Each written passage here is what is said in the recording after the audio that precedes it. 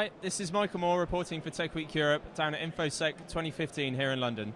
I'm joined by Bharat Mistry, who is a cybersecurity consultant for Trend Micro. Bharat, thanks very much for joining us today. Thank you. So what brings you to the show this year?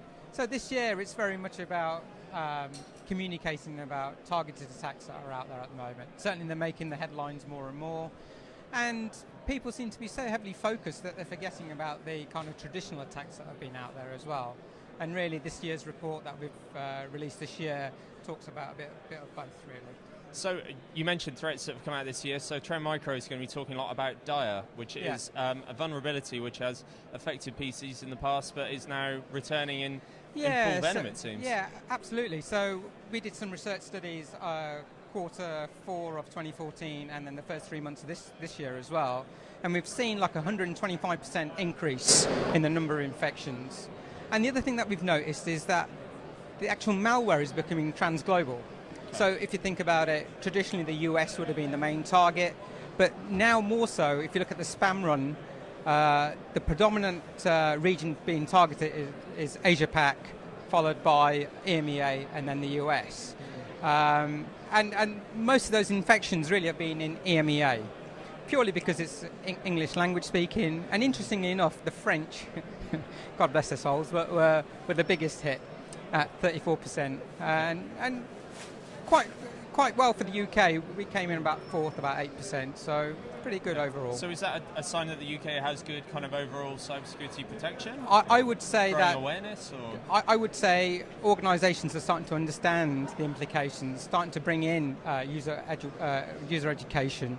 And people are getting more savvy as to what's going on. But that's not to say that the cyber criminals are always going to be one step ahead. No, that's an interesting point. We've heard already a couple of times today from people saying that the human link is still the weak point in a lot of security processes. Do you agree? I mean, absolutely. Employees can be the weak link for their absolutely. So going back to what I was saying earlier about old malware coming back again. So macro malware that was predominant, a few years ago, is again making an upsurge this year. That's kind of one of the Q1 reports that we've had. And we've seen that macro malware was disabled normally in all Office applications, but it's a user element of being enticed into clicking into something that enables the macro. And we've seen more and more of that. Certain stats have showed that still 75% of macro malware is coming through Word files and a further 21% through Excel files. So you can see, and that requires human interaction to do that. So technologies like sandboxing and things like that would never pick it up because it needs that human element to it. And does the rise of BYOD and more mobile working, does that also contribute, do you think? Oh, absolutely. I think that cyber criminals are kind of switching to easy pickings. If you look at the kind of controls that are available for mobile devices, it's still maturing in that space. People are still trying to balance innovation of getting their apps out very quickly versus testing it to a secure level. And the actual security controls, in some cases, just are not available. So cyber criminals, they're making their switch and saying, okay, we can target the home user on a mobile device. And what they're after is really kind of banking credentials. So things like Dire, for example, have been prevalent on laptop-type devices. But I think as you see the cyber criminals innovate and mutate their kind of malware, you'll see the mobile device is the next main target. Okay, and so are these trends set to continue then over the next 12, 18 months? How do you see the threat landscape evolving? Oh, definitely. I think what you're going to see is the cybercrime model evolving more and more. And I think what's going to happen is there's going to be more collaboration between the cyber criminals. I think you're going to see more niche entities coming. So you'll see, like we have threat researchers, they also have threat researchers that are looking for vulnerabilities. But that information is then sold on the black market, typically like Silk Road or something like that, which will be taken by another entity, which will then take that and develop a rootkit.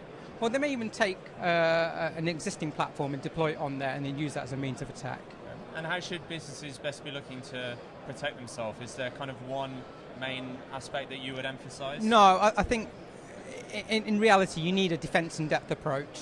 You also need to think about really undertaking a risk assessment and understanding kind of what are your crown jewels and what does it mean if those crown jewels were breached in any way. I think on the back of that you can come up with a layered protection strategy that can then you can put into play, because you can't protect everything.